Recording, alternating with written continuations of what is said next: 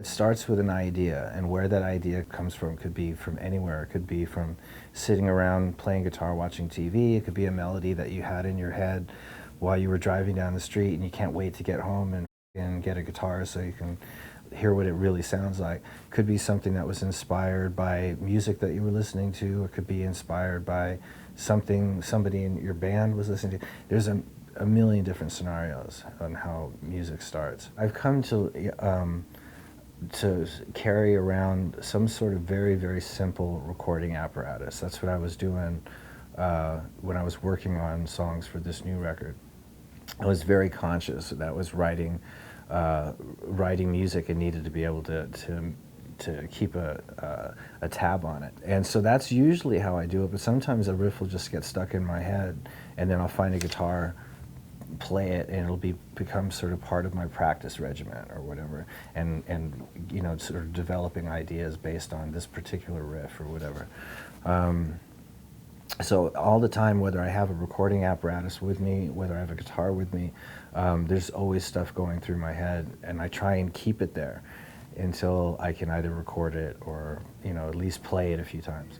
The method that works and is the most honest is to just play live with a band. There's no reason to try and beat that with any other technique, you know. That way you get the energy of the live performance, which when you're playing with a group of people, you want to be able to capture that, you know. So that's how I like to work. Well, like when I'm doing demos and stuff, you like to, like, because there was a demo period and then there was the album period. When I was doing the demos, I was very hands-on with that whole process of miking and this and that and the other with my friend who was engineering, just to be able to, you know, come up with ideas or, you know, stuff that he might not have been familiar with that I've used over the years.